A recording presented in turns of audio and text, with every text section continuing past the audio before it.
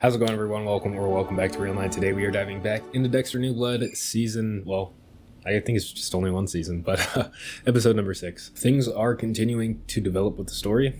That's a very generic way of saying that, but to me, this season feels very generic. It feels like they just combined all these like stereotypes and stuff like that, and sometimes they're subverting expectations, sometimes they're just continuing with the stereotype. Same goes for Dexter. It just seems like we've forgotten a lot of the stuff that he learned when he was younger in the original series.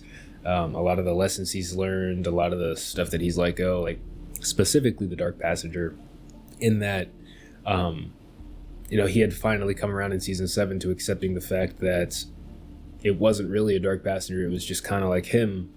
He wanted to do these things. It wasn't just like an outside force kind of telling him to. But I get that the Dark Passenger in this sense is just kind of signaling like a darkness per se, not necessarily the Dark Passenger. So I don't know why maybe they just wanted to use the term as like a tagline or something. Darkness might have been a better word to use, but I don't know. I'm not the writers. I wasn't in the room. I'm not in their heads, so.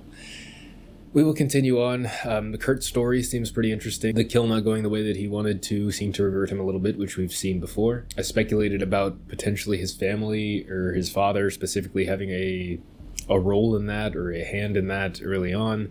Potentially maybe killing one of his siblings during like a hunting situation or something like that. I mean, it could have nothing to do with his father, but he did mention that his father was hard on him.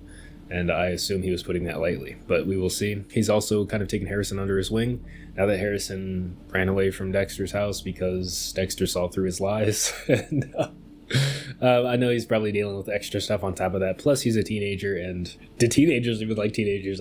I don't know. It's going to be an interesting dynamic. I know Dexter's not going to feel good about that. He's going to feel extra jealous of Kurt. Maybe that'll put him on Kurt's trail as far as like, finding these missing girls. The police are already on kind of the trail for that. They figured out that Kurt was lying, and now they are on his tail. They don't know why he would lie. We also got Angel last time, but I am talking a lot. I think main thing we need to focus on is the fact that Angela now knows that Dexter potentially is Jim Lindsay, right? There is an obituary for him, so that's what we're dealing with.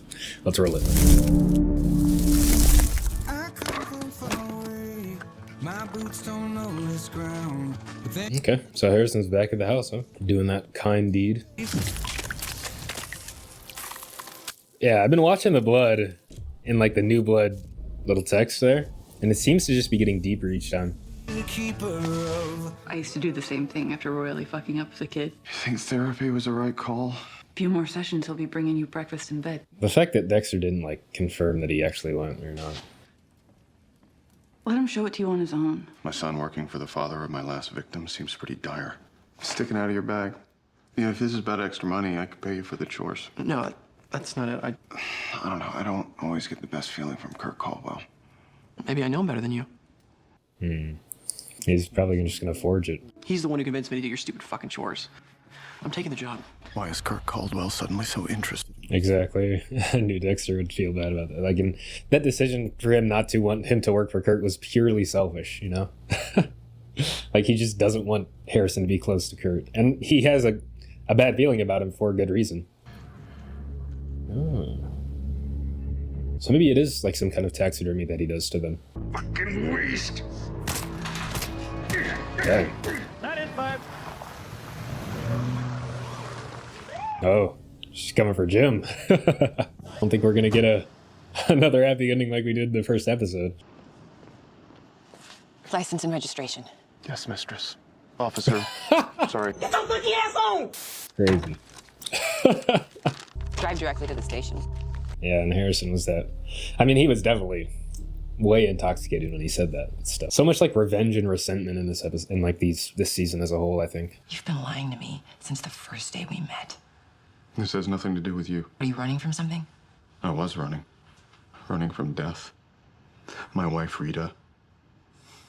Harrison's mother. Yeah, it's more half-truths. Deb. I couldn't be Dexter Morgan anymore. He was cursed. And I wasn't going to pass that curse down to Harrison. So I drove my boat into that hurricane. You're trying to get the story of how you survived that? But somehow I survived. And I took it as a sign. How, though? This life with you. Now with Harrison. is what I've always needed. Every time I called you Jim, it was a lie. You turned my life into a lie. And Harrison. I get where she's coming from, but like, No wonder he's having so much trouble. Your issues are becoming his issues. I've gotten him into therapy. You're the one who needs therapy to even have a chance at a real relationship with him. they both do. Definitely. She's probably coming from a place of hurt right now, though. I don't know how much good therapy would do for Dexter, especially since he can't be honest in therapy. The best version of the story is if Kurt had something to do with Matt's disappearance, right? Yeah, I knew this would be the angle. Maybe they'll switch it up, though. I don't know. You need to stay away from Kurt Caldwell. Is she gonna pose as a runaway? Side husband.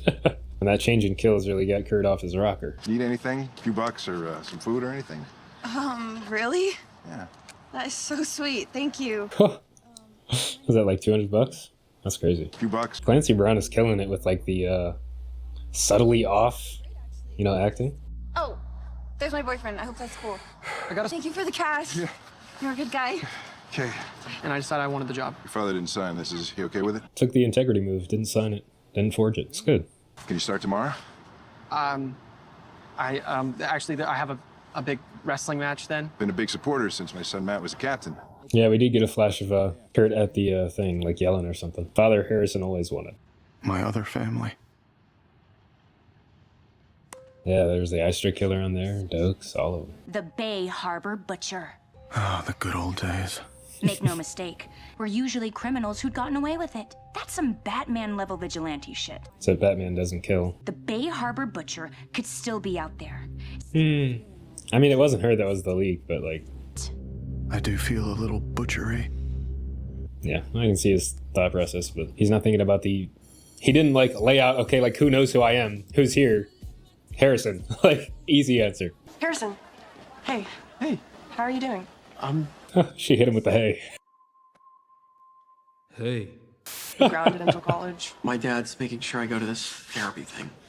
So, what would you like to get out of the session? Remember last time Dexter was in therapy? I'm a serial killer. Oh, God. Well, when I was 5, my stepmom told me my dad was dead. And then she died too.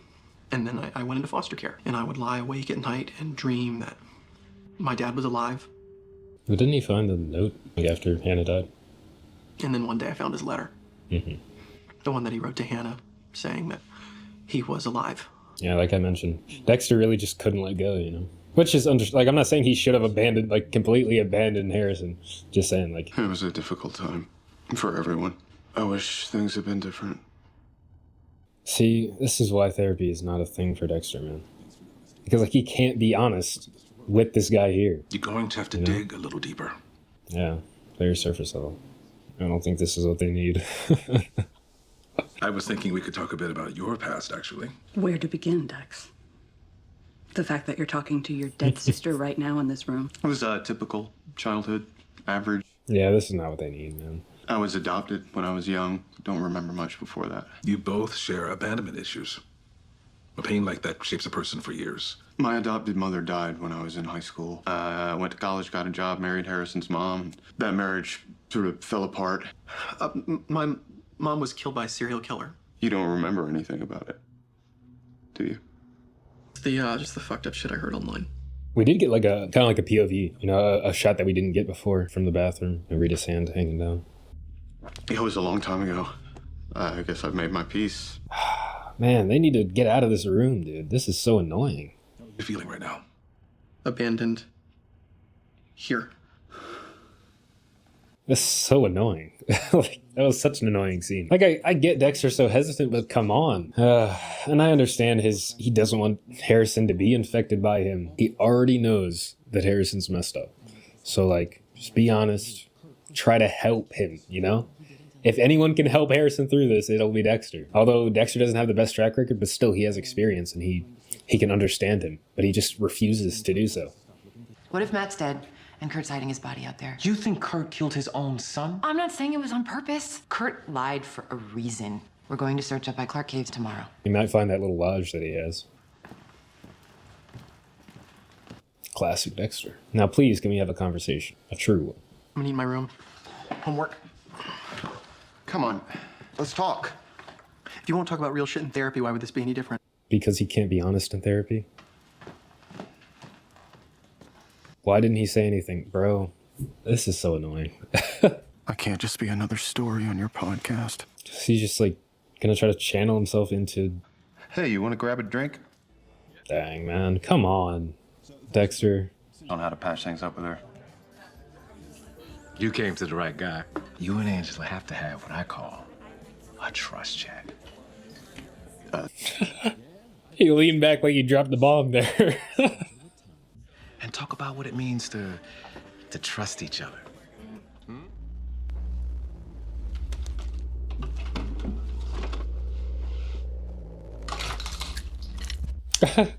The nunchucks. Harrison? You know how to use nunchucks? Mom showed me a lot of Bruce Lee movies when I was little. So, does she know how to use them or not? Did she just watch a bunch of movies? I couldn't sleep. I thought maybe, talk.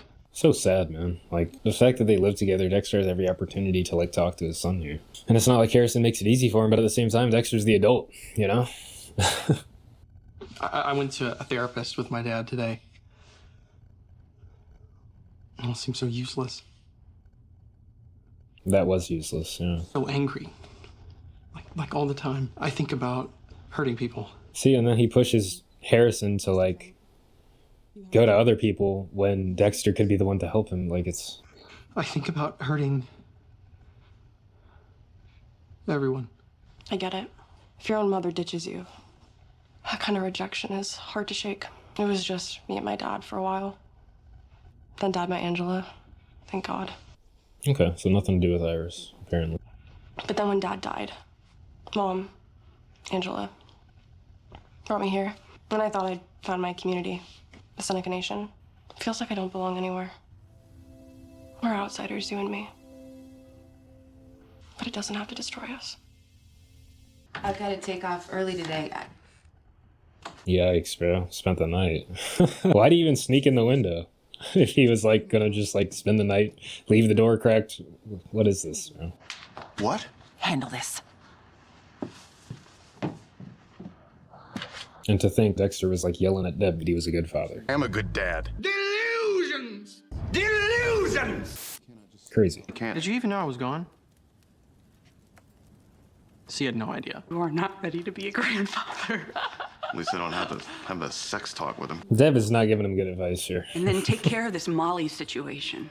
No. Why would Deb say that? I guess his perception of her is shifting, too. Serial killer podcaster and deep conversation. So much for staying away from Kurt. What was the place called? The Gramercy Suites. To interview Matt. So it isn't the Bay Harbor butcher. It's still Matt. My fuck up of a son showed up at my lodge drunk. Is he gonna take her up to the lodge? That's where they're going, maybe? What if I take you out to the cabin and you can ask Mac whatever you want to ask him? I mean, the only thing is you can't tell anybody where you're going. Yeah, I think she would leave some, like, knowing her, how she is, she'd probably, like, leave some kind of evidence or something behind, make sure somebody knows where she's going, you know? But she does seem to live dangerously, so we'll see. If no one else, Dexter knows where she is. This place is as off the grid as they come. But, like, they wouldn't have, like, noticed him. My instincts aren't what they used to be. Too many fucking tuna sandwiches. Jesus Christ. Hey, Kurt. He's the savior now, I guess. Matt's hiding out in here. Kurt said that I can interview him. Matt's in there? I'd love to say hi. Well, let's see if, Matt! Matt, open up! Dexter knows. Hey, you want me to give you a ride back, seeing how Kurt's already home and all? Yes, please. I wonder why he decided to save her there. Maybe just to figure out if she was the source or not. But... Oh, taking out the drywall. But yeah, like he said to himself there, like if he had just let Kurt do that, it might have just taken care of his problem, you know? Really started to feel like that I was going to be an episode in my own podcast. You have no idea. Looks like I'm the good guy to Molly. It's never good to kill the family member of a serial killer. Maybe Kurt's trophy room, I don't know. Because yeah, he was kind of hesitant when she mentioned the caves. So, yeah, we do see he does something to the bodies, like post-mortem. I don't know where he would be storing all that or what. Maybe this is like the back entrance to something. Teddy, get in here now! Hey! That's headbutting. Come on, Ruff. That's illegal. It's just wrestling, Rick. Come on. This is wrestling. That's right. It's a grappling sport. I'm tested. Use that anger. Unleash it on that asshole. Probably the same type of talk that got Matt ended up where he did. Kill him. Kill him now. Well, that's not Matt. That's not even Mel. This is Iris. What are the chances? You know her? She kind of knew. It's Iris. She had started to cry. He doesn't want to stop, huh? Yeah, that was the shot. My son's dark side makes a very public appearance. Well, this finally pushed Dexter to actually talk to him. I'm so proud of you. You did good. You did good. So proud. Give it a fucking rest. What, you want to go? Is that... You better watch out. Son, it's okay. What is your problem with Kurt? Dexter just... Oh my gosh, bro. He told you to hurt him, right? Angela, I have to take it. Great. It's Jim. I don't need Jim. I need Dexter Morgan. What does she know about Dexter Morgan? What? This is annoying me so much, the whole situation with the Dexter and Harrison. I guess this is very common for Dexter's character. He has a history of extremely poor communication issues, so I guess this is true to form for his character, but I feel like he would catch on at a certain point. Like, he doesn't have to... He got mad at Kurt for feeding into the darkness, but Kurt, like, acknowledges the darkness in him, and that's what Harrison, like, seems to want. Like, Dexter can acknowledge the darkness in Harrison, but he seems to be, like, beating around the bush. Harrison is telling him how he feels about it. He, like, accusatory. You know, he feels like Dexter thinks he's a liar, thinks he's some kind of, like, animal, some kind of killer, right? And, I mean, he is a liar. But so is Dexter. Dexter just keeps, like, trying not to acknowledge that. Whenever Harrison says that, like, Dexter just, like, stands there quietly, and it's, like, so annoying. It's just like, say something, bro. And then he just, like, goes off and does something else instead of, like, facing the issue head on. And it's really just a fear thing. It seems like he's just, like, afraid of it, you know? I hope something changes. I hope it improves somehow as we move forward, because it's just going to keep annoying me. Harrison, he is pretty annoying, but at the same time, I can understand where he's coming from. Like, he's being pretty honest, at least as far as we know. Like, I'm sure there's more to the story, but he's being relatively honest about, like, what he feels, what he went through, the situation he was in. And to have Dexter here, like, giving him, like, generalities and, you know, short answers with no nuance, right? I get where he's coming from, why he would be annoyed with Dexter for that. I'm annoyed with Dexter for that, you know? Just say something, man. Just do something about it. I guess we're not going to get that yet. Angela found Iris here. She had gone missing a while ago. Maybe that was Kurt's first kill, something like that. Because, yeah, like, Kurt was kind of nervous about the cave situation. They said that the burial was sort of man-made. Angela said she needs Dexter Morgan. I think that was more for us versus her. Maybe she did more research into Dexter, like his past and stuff like that after the fact, like found out he was in, like, blood spatter and homicide and stuff. Like, he did say he didn't want to go back to homicide, so I guess he's assuming that she knows quite a bit about him. And then Kurt and podcaster. Kurt's... I don't think his facade is kind of slipping. Most people, they know he has a reputation, so there's no real facade there, you know. And him just, like, straight up encouraging Harrison's behavior. Because he's accepting him, Harrison feels more inclined to, you know, go to Kurt and have maybe the son's affection for a father, you know.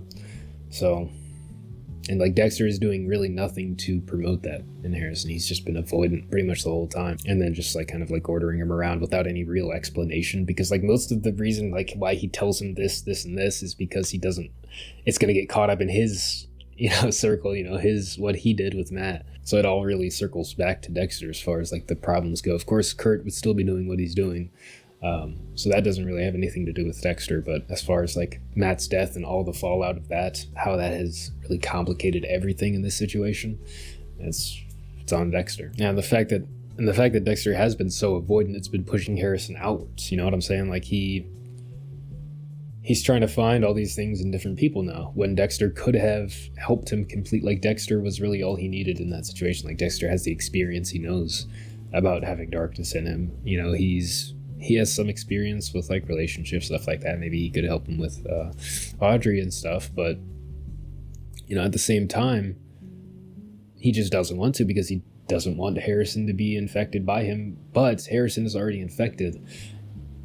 And Dexter not wanting to help him directly is just kind of making Harrison worse, in that he's going out and kind of spreading a lot of this stuff around him. Kind of like Dexter did, but Harrison doing it is way more in the public eye, as we saw here. Like the wrestling match, his anger, his wanting to hurt people, right, came out in front of everyone there. That is one major difference between Harrison and Dexter when they were younger. You know, Dexter, there were moments where he was going to like say something to Deb or something like that, specifically when they were kids. And since Harrison hasn't really had a Harry, someone to kind of guide him, I mean, they're framing it now as child abuse, which I can understand for sure. It's definitely messed up what Harry did, right? With, I mean, like, and they, as I've mentioned before, they did also bring Vogel into that and kind of make her the reason that the whole situation happened with the code and stuff like that. What are you going to do? Of course, get him some help, but, you know, at the same time, that's kind of what Harry was trying to do with Vogel. But Vogel had her own issues going on herself, so she didn't necessarily help. But yeah, Dexter has definitely a complicated past for sure, and we haven't had any mention of Vogel at all from Deb or Dexter, so it's kind of weird. We've had a lot of talk of the past, but no mention of that. So yeah, Harrison has never had anybody to teach him, you know, to not do that, to not go around saying, telling everyone around him that he wants to like hurt people. And I hope Dexter gets his act together. And I hope Harrison, if Dexter doesn't get his act together, I hope Harrison can just like maybe find a middle ground and maybe chill out a little bit. I understand he's dealing with some heavy emotions, some heavy abandonment, as he said. And he's also a teenager at that. But he does have a lot of people around him that are accepting of him. That's kind of more than Dexter had. And in that way, he does have it better than Dexter. In that, for the most part, from what we've heard, young Dexter, he was not popular in school or anything like that. He didn't have any real social skills. However, and that kind of probably contributed a little bit more to the way that he is. And Harrison, though, he has a lot of support around him, a lot, right? Like Dexter, he'll be there for him. Even if he doesn't like Dexter, Dexter will be there for him in a roundabout way. Like he'll go get revenge on somebody that tried to, you know, that sold drugs to a guy that sold drugs to a guy that gave drugs to his son. He'll go kill those people, but he won't have a conversation with his son, right? But he also has Audrey there. She's there. She just accepts him for whatever, even with all those confessions, right? You know, and she said that she was an outsider, but it's like, no. She was like, she's pretty close. Well, I don't know how close she is, but she is very much accepted by the people in the school around her. You know, it's not like she's some outcast like Ethan was, you know what I'm saying? She might feel as though she is, but it's not the fact. As I said, like major themes that I'm getting from New Blood are revenge, resentment, of course, parenting. That's it for now. If I have more, of course, I'll leave it at the end here. But if you enjoyed, be sure to leave a like, leave a comment down below. Thank you all for watching, and I will see you all on the next one.